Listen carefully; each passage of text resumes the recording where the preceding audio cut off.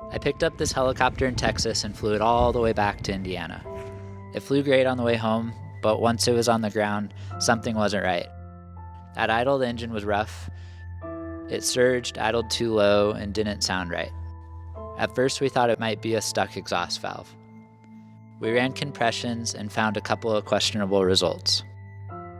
At first, we thought it was a stuck valve, so we lapped one and replaced 2 cylinders, and it still wasn't running right. We replaced the ignition harness, and that helped a little, but idle RPM was still too low, even with the throttle set to max. When my mechanic pulled the old carb, he spotted it. This is the carb we pulled off, and here's the missing plug. That little open port was letting air downstream of the butterfly valve, causing surging and rough idle. We swapped the other carb, ran it again, and it purred.